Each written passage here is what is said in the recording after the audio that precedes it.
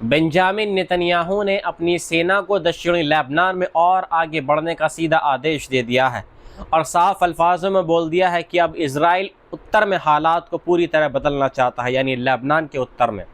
यानी अब सिर्फ जवाबी कार्रवाई नहीं बल्कि एक लंबे समय तक कब्जे जैसी रणनीति पर काम हो रहा है, जिसे खुद नेतन्याहू गाजा मॉडल की तरह लागू करना चाहते हैं। ये बयान ऐसे समय में आया है जब इजरायली डिफेंस फोर्सेस ने दक्षिणी लेबनान के कई इलाकों में ज़मीनी घुसपैठ तेज कर दी है और उनकी कोशिश है कि लितानी नहर तक एक मजबूत बफर जोन बनाया जाए ताकि हिजबुल्लाह को पीछे धकेला जा सके। लेकिन ज़मीनी हकीकत यह है कि लड़ाई अब और ज़्यादा ख़तरनाक हो गई है। रिपोर्ट्स के मुताबिक इजरायली सेना कंतारा के पास लितानी नदी की सहायक धारा तक पहुंच चुकी है, जो सिर्फ कुछ 100 मीटर की दूरी पर है, और इसे एक बड़ा रणनीतिक बदलाव माना जा रहा है, क्योंकि अगर इजराइल लितानी तक पहुंच जाता है तो पूरा दक्षिणी लेबनान एक बड़े युद्ध क्षेत्र में बदल सकता है।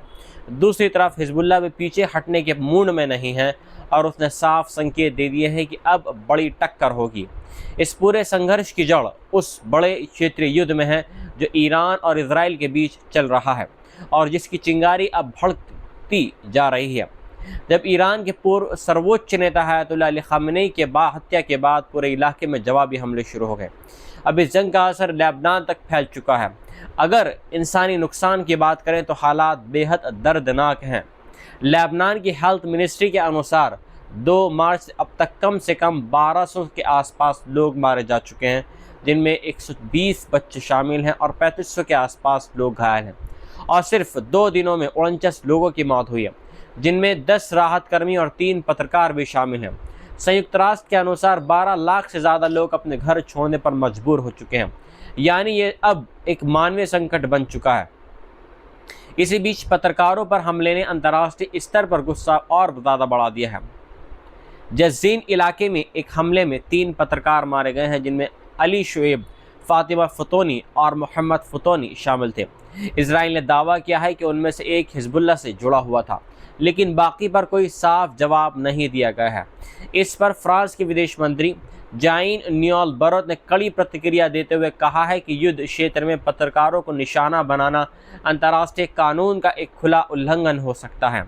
वहीं कमेटी टू प्रोटेक्ट जर्नलिस्ट्स के आंकड़ों के मुताबिक 2023 से अब तक लेबनान में कम से कम 11 पत्रकार मारे जा चुके हैं और गजा में ये संख्या 210 तक पहुंच गई है। अब सबसे बड़ा सवाल यह है कि क्या इजराइल सच में लेबनान में गजा मॉडल लागू करने जा रहा है, और अगर ऐसा हुआ तो क्या ये जंग पूरे मिडल ईस्ट को अपनी झपेट में ले लेगी। अब हुतीज भी सीधे इस संघर्ष में कूद चुके हैं और उन्होंने इजराइल पर मिसाइल और ड्रोन हमले शुरू कर दिए हैं। हूती प्रवक्ता यहया सरी ने साफ कहा है कि ये सिर्फ शुरुआत है और आने वाले दिनों में हमले ऐसे ही जारी रहेंगे जब तक इजराइल अपनी कार्रवाई नहीं रोकता। लेकिन इस पूरी कहानी का सबसे बड़ा और ख़तरनाक हिस्सा सिर्फ ये हमले नहीं है, बल्कि बाब अल मंदब है। एक समुद्र का एक संकरा रास्ता है जो दुनिया की सबसे अहम समुद्री लाइनों में से एक है। वही जगह है जो रेड सी को गल्फ ऑफ अदन से जोड़ती है और जहां से दुनिया का बड़ा तेल और व्यापार गुजरता है। अगर हूती इसे ब्लॉक कर देते हैं तो पूरी वैश्विक सप्लाई चेन हिल सकती है। जानकारों का कहना है कि अगर कुछ जहाज़ों पर हमला हुआ या समुद्र में माइन बिछाई गई तो रेड सी का पूरा रास्ता बंद हो सकता है। अब सवाल उठता है कि हूती इस जंग में क्यों आए हैं, तो इसका जवाब ईरान की एक्सिस ऑफ रेसिस्टेंस रणनीति में छिपा हुआ है, जिसमें हूती एक अहम कड़ी है। हालांकि उनका कंट्रोल पूरी तरह ईरान के हाथ में नहीं है, लेकिन उनके कदम उसी दिशा में चलते दिखते हैं। जानकारों का कहना है कि अभी ये पूरी एंट्री नहीं बल्कि एक चेतावनी है कि अगर अमेरिका और इजराइल ने ईरान पर बड़ा हमला किया तो हूती पूरी ताकत से कूद सकते हैं। इस पूरे संकट को और गंभीर बनाता है स्ट्रेट ऑफ हॉर्मुज़, जहां पहले ही तेल सप्लाई प्रभावित हो चुकी है। अगर स्ट्रेट ऑफ हॉर्मुज़ और बाब अल मंदब दोनों पर असर पड़ा तो इसे नाइटमेयर सिनेरियो कहा जा रहा है, यानी दुनिया भर में तेल संकट, महंगाई और आर्थिक झटका। फिलहाल हुतीज़ ने इस जल डमरू मध्य को बंद नहीं किया है, लेकिन उन्होंने साफ कहा है कि ये उनके विकल्पों में शामिल है। और अगर यमन के ठिकानों पर हमला हुआ तो अगला कदम यहीं से हो सकता है।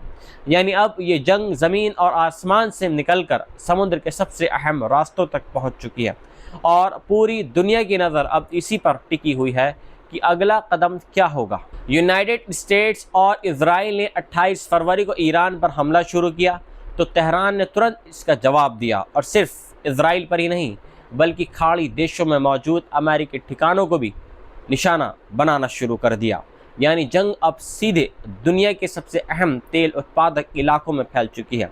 पिछले एक महीने में ईरान ने सऊदी अरब, यूएई, बहरीन, जॉर्डन और कुवैत में मौजूद अमेरिकी ठिकानों पर हमले किए हैं, जिनमें रडार सिस्टम, ड्रोन और यहाँ तक कि थर्ड मिसाइल डिफेंस सिस्टम तक को नुकसान पहुँच चुका है। सबसे बड़ा हमला सऊदी अरब के प्रिंस सुल्तान एयरबेस पर बताया जा रहा है, जहां ईरानी मिसाइल और ड्रोन हमलों में KC-135 टैंकर विमान और एक बेहद अहम E-3 सेंट्री AWACS को नुकसान पहुंचा है। रिपोर्ट्स के मुताबिक इस हमले में कम से कम 15 अमेरिकी सैनिक घायल हुए हैं, जिनमें 5 की हालत गंभीर बताई जा रही है। अब सवाल ये उठता है कि AWACS आखिर इतना अहम क्यों है? तो समझिए ये वही आंख और दिमाग है जो सैकड़ों किलोमीटर दूर से दुश्मन के मिसाइल, ड्रोन और फाइटर जेट को ट्रैक कर सकता है और पूरे युद्ध क्षेत्र को कंट्रोल करता है। यानी अगर ये सिस्टम कमज़ोर होता है तो अमेरिका की एयर पावर को सीधा झटका लग सकता है। इसलिए जानकार इसे जंग का एक बड़ा मोड़ मान रहे हैं, क्योंकि इससे बैटल स्पेस अवेयरनेस में गैप आ सकता है। इसके साथ ही ईरान ने पिछले 30 दिनों में करीब 12 MQ-9 रिपर ड्रोन को गिराने का दावा किया है और यहाँ तक कि F-35 और F-15 जैसे एडवांस फाइटर जेट्स को निशाने बनाने की बात भी कही गई है। हालांकि अमेरिका ने इन दावों की पुष्टि नहीं की है। इस पूरी रणनीति को एसिमेट्रिक वॉरफेयर कहा जा रहा है, जिसमें ईरान सीधे मुकाबले के बजाय ड्रोन, मिसाइल और साइबर हमलों के जरिए अमेरिका की ताकत को कमज़ोर करने की कोशिश कर रहा है। दूसरी तरफ सबसे बड़ा असर दुनिया की इकोनॉमिक पर पड़ रहा है, क्योंकि स्ट्रेट ऑफ हार्मोज लगभग पूरी तरीके से बंद हो चुका है, जहां से दुनिया का करीब 20% तेल गुजरता है। इसके चलते तेल की कीमतें $100 प्रति बैरल से ऊपर तक पहुंच गई हैं और कई देशों में ईंधन संकट और महंगाई तक बढ़ रही है। इसी बीच रिपोर्ट सामने आ रही हैं कि अमेरिका और इजराइल अपने टॉम हॉक मिसाइल और इंटरसेप्टर तेज़ी से खर्च कर रहे हैं और उनका स्टॉक खतरनाक स्तर तक कम हो रहा है। अब हालात यहाँ तक पहुँच गए हैं कि पेंटागन ज़मीन पर ऑपरेशन की तैयारी कर रहा है, जिसमें खर्ग आइसलैंड जैसे अहम ठिकानों पर हमला भी शामिल हो सकता है, जो ईरान के 90% तेल का एक महत्वपूर्ण केंद्र है। अगर ऐसा हुआ तो ये जंग और भी बड़े स्तर पर फैल सकती है।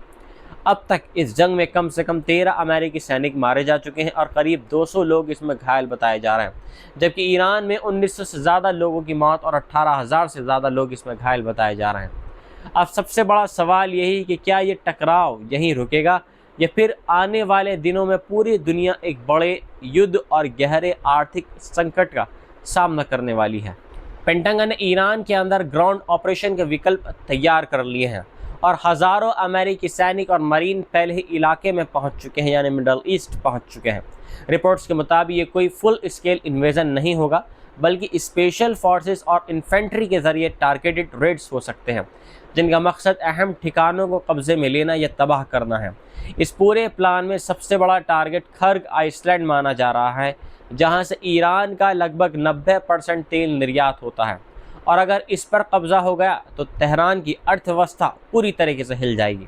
लेकिन अमेरिकी अधिकारियों के मुताबिक असली चुनौती कब्जा करना नहीं बल्कि वहां टिके रहना होगा, क्योंकि ईरान ड्रोन, मिसाइल, बारूदी सुरंग और गोरिल्ला हमलों के जरिए जवाब दे रहा है। इसी के साथ स्ट्रेट ऑफ हार्मोज के आसपास भी ऑपरेशंस की योजना बन रही है अमेरिका के ज़रिए से, जहां से दुनिया का करीब 20% तेल गुजरता है और जिसे ईरान पहले ही काफ़ी हद तक रोक चुका है। अगर यहाँ ज़मीनी लड़ाई शुरू होती है तो इसका असर पूरी दुनिया की तेल सप्लाई और व्यापार पर पड़ेगा। व्हाइट हाउस की प्रेस सेक्रेटरी कैरोलिन लेविट ने साफ बोल दिया है कि राष्ट्रपति डोनाल्ड ट्रंप ने अभी कोई अंतिम फैसला नहीं लिया है, लेकिन उन्होंने चेतावनी दी है कि अगर ईरान नहीं माना तो नरक खोल दिया जाएगा ईरान के लिए, कहना है अमेरिका का। इस बीच यूनाइटेड स्टेट्स मरीन कॉर्प्स की यूनिट्स और तेज़ी से तैनात होने वाली फोर्सेस को पूरे मिडल ईस्ट में भेजा जा चुका है, जिस साफ तौर पर जाहिर हो चुका है कि तैयारी पूरी तरह हो चुकी है। लेकिन अमेरिका के अंदर ही इस फैसलों को लेकर पूरी तरीके से प्रोटेस्ट और ज़्यादा बढ़ रहा है, जहां करीब 62% लोग ग्राउंड ट्रूप्स भेजने के खिलाफ हैं। अब सबसे बड़ा सवाल यही है कि क्या ये सिर्फ दबाव बनाने की रणनीति है या सच में अमेरिका ईरान की ज़मीन पर उतरने जा रहा है, क्योंकि अगर ऐसा हुआ तो ये जंग सिर्फ मिडल ईस्ट नहीं बल्कि पूरी दुनिया के लिए एक बड़ा संकट बन सकती है।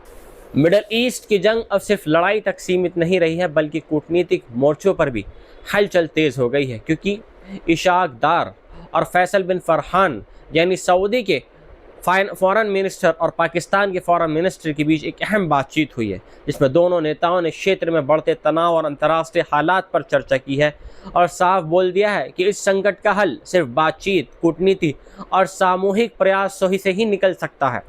दोनों देशों ने इस बात पर जोर दिया है कि क्षेत्र में शांति, स्थिरता और सुरक्षा बनाए रखना बेहद अहम ज़रूरी है और इसके लिए मिलकर काम किया जाएगा। इस दौरान द्विपक्षीय संबंधों की भी समीक्षा की गई है और ये सहमति बनी है कि पाकिस्तान और सऊदी अरब मिलकर क्षेत्रीय शांति के लिए अपने सहयोग को और मजबूत करेंगे। इसके बाद सऊदी विदेश मंत्री ने शहबाज शरीफ से मुलाकात की, जहां शहबाज शरीफ ने भरोसा दिलाया कि पाकिस्तान हर हाल में सऊदी अरब के साथ कंधे से कंधा मिलाकर खड़ा रहेगा और पूरा समर्थन ऐसे ही जारी रखेगा। ये दौरा ऐसे समय हो रहा है जब 4 देशों के विदेश मंत्रियों की एक अहम बैठक इस्लामाबाद में हो रही है। इसका मकसद मिडल ईस्ट युद्ध को ख़त्म करने के लिए मध्यस्थता के रास्ते तलाशना है। दरअसल 28 फरवरी से यूनाइटेड स्टेट्स और इजराइल द्वारा ईरान पर शुरू किए गए हमलों के बाद पूरा क्षेत्र हाई अलर्ट पर है और अब तक 1300 से ज़्यादा लोगों की मौतें हो चुकी हैं, जिसमें अली खामेनी भी शामिल बताए जा रहे हैं। वहीं जवाब में ईरान ने इजराइल के साथ साथ जॉर्डन, इराक और खाड़ी देशों में अमेरिकी ठिकानों को निशाना बनाया है, जिससे न सिर्फ जान माल का नुकसान हुआ है बल्कि वैश्विक बाजार, तेल सप्लाई और एविएशन पर भी बड़ा असर पड़ा है। अब सबसे बड़ा सवाल यही है कि क्या पाकिस्तान और सऊदी अरब की ये कूटनीतिक पहल इस बढ़ती जंग को रोक पाएगी या आने वाले दिनों में ये संघर्ष और भी बड़े स्तर पर फैलने वाला है।